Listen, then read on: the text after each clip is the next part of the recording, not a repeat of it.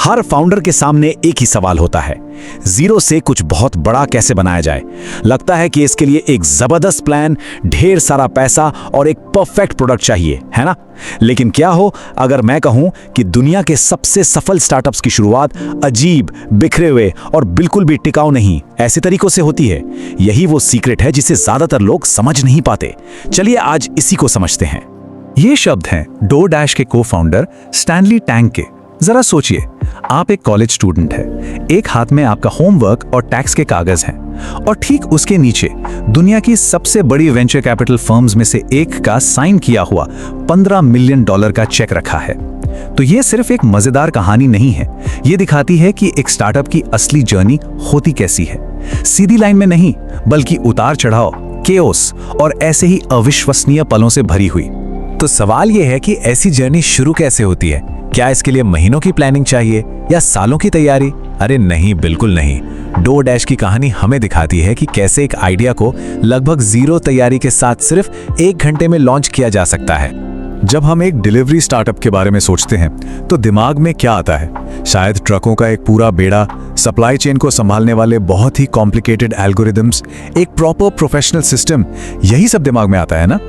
पर डोरडैश की शुरुआत ऐसी बिल्कुल भी नहीं थी। असलियत तो इससे कहीं ज्यादा सिंपल, जुगाड़ू और अविश्वसनीय रूप से तेज थी। चलिए उस दिन की कहानी पर चलते हैं। सब कुछ पैलो ऑल्टो की एक मैक्रोन शॉप में शुरू हुआ।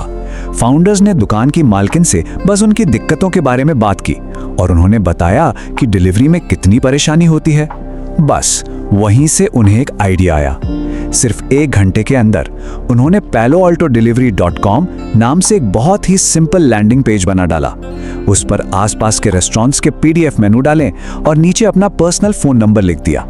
उन्हें लगा भी नहीं था कि कुछ होगा, लेकिन फिर फोन की घंटी बजी, पहला कॉल आ गया। किसी को थाई फूड ऑर्डर करना था और उनकी पहली डिलीवरी वो एक ऐसे आदमी के लिए थी जो एक किताब के लेखक थे जिसका टाइटल था वीड द पीपल। मतलब आप ऐसी कहानियां सोचकर नहीं बना सकते। और यही स्टार्टअप के शुरुआती दिनों की सच्चाई है। अजीब, अप्रत्याशित और बिल्कुल भी ग्लैमरस नहीं। और यही वो हिस्सा है जो बड़ी बड़ी सक्सेस स्टोरीज में अक्सर मिसिंग होता है।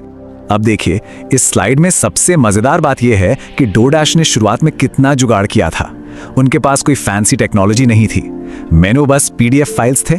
ऑर्डर एक पर्सनल सेलफोन पर आते थे। कौन सा ऑर्डर कहां जा रहा है ये ट्रैक करने के लिए गूगल डॉक्स का इस्तेमाल होता था। और ड्राइवर्स, जो कि फाउंडर्स खुद ही थे, कहां हैं ये देखने के लिए वो एप्पल के फाइंड माई फ्रेंड्स ऐप का इस्तेमाल करते थे। मतलब ये एक ऐसा सिस्टम था जो बिल्कुल भी सस्टेनेबल नहीं था, लंबे समय तक तो चल ही नहीं सकता था। लेकिन शुरुआत करने के लिए ये परफेक्ट से भी बेहतर था। इतना ही काफी था। और यहीं से हम आते हैं उस मेन आइडिया पर जिसे आज हम समझने वाले हैं। शुरुआत में एक फाउंडर की सबसे बड़ी ताकत होती है ऐसे काम करने की क्षमता जो बड़ी कंपनियां सोच भी नहीं सकती। इसी को कहते हैं नॉन स्केलेबल फायदा। तो इसका मतलब क्या है? टीस्प्रिंग के फाउंडर वॉकर विलियम्स इसे बहुत अच्छे से समझाते हैं। ये ग्रोथ की ऐसी रणनीतियां हैं जो लॉन्ग टर्म में काम नहीं करेंगी। ये बिल्कुल वैसा है जैसे आप एक छोटी नाव को अपने हाथों से धक्का देकर पानी में उतार रहे हो। आप ये हमेशा नहीं कर सकते।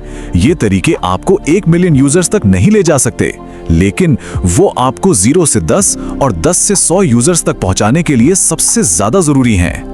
तो इस माइंडसेट को आखिर लगाया कहां जाए? तो वॉकर कहते हैं कि इस माइंडसेट को 3 जगहों पर लगाना है और एक तरह से ये आपके शुरुआती दिनों का पूरा रोड मैप है। पहला, अपने पहले कुछ यूजर्स को ढूंढना खुद पर्सनली। दूसरा, उन शुरुआती यूजर्स को अपने प्रोडक्ट का इतना बड़ा फैन बना देना कि वो खुद आपके लिए मार्केटिंग करने लगें। और तीसरा, इन सबसे सीखते हुए प्रोडक्ट मार्केट फिट ढूंढना, मतलब एक ऐसा प्रोडक्ट बनाना जिसे लोग सच में चाहते हैं और जिसके लिए पैसे देने को तैयार हैं। और जानते हैं, ये माइंडसेट सिर्फ शुरुआत के लिए नहीं है। टीस्प्रिंग के CEO बनने के बाद भी वॉकर विलियम्स आज भी हर दिन पर्सनली 12 से 20 कस्टमर सर्विस टिकट खुद हैंडल करते हैं। क्यों? ताकि वो अपने कस्टमर से उनकी असली प्रॉब्लम से हमेशा सीधे जुड़े रहें। ये एक डिसिप्लिन है, एक आदत। तो बॉटम लाइन ये है कि शुरुआती यूजर्स को लाने का कोई जादुई फॉर्मूला नहीं है। ये मेहनत का काम है। आपको खुद कॉल करने पड़ सकते हैं, ईमेल भेजने पड़ सकते हैं, लोगों से जाकर मिलना पड़ सकता है। एक फाउंडर के तौर पर ये काम आप किसी और पर नहीं टाल सकते। ये आपकी जिम्मेदारी है। और इस पूरे प्रोसेस में एक बहुत ही सिंपल लेकिन पावरफुल नियम काम करता है। पहाड़ की चोटी को मत देखो, बस अपने अगले कदम पर ध्यान दो। मतलब अगर आपके पास 10 यूजर्स हैं तो ये मत सोचो कि 1 मिलियन तक कैसे पहुंचेंगे, नहीं, बस ये सोचो कि 10 से 100 तक कैसे जाना है। जब आप 100 पर पहुंच जाओ तब 1000 के बारे में सोचना। ये आपको बड़ी बड़ी प्रॉब्लम्स में उलझने से बचाता है और आपको स्पीड बनाए रखने में मदद करता है। ठीक है, तो आपने वो काम किए जो स्केल नहीं होते, आपने अपने पहले कुछ फैंस भी बना लिए हैं। अब आगे क्या? अब जरूरत है इस छोटी सी आग को फैलाने की। अब आपको दुनिया को अपनी कहानी सुनानी है। ये एक बिल्कुल नेचुरल अगला कदम है।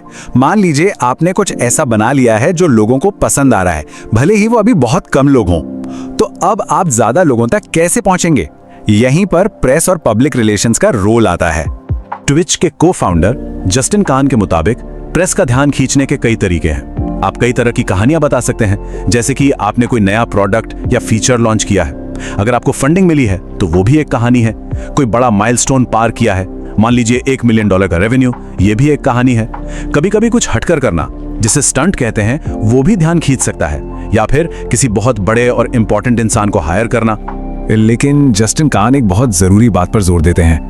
प्रेस कोई मंजिल नहीं है, वो तो बस एक टूल है, एक जरिया है।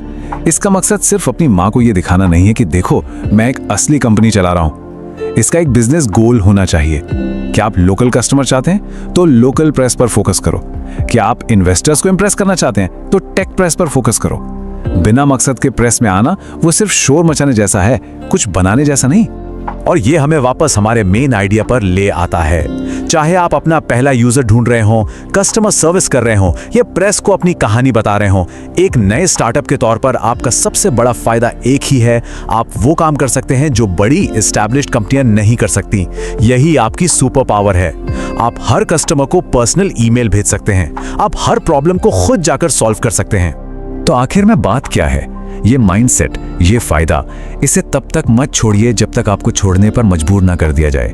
वॉकर विलियम्स के शब्दों में, इसे अपनी मर्जी से मत छोड़ो, इसे आपसे छीना जाना चाहिए।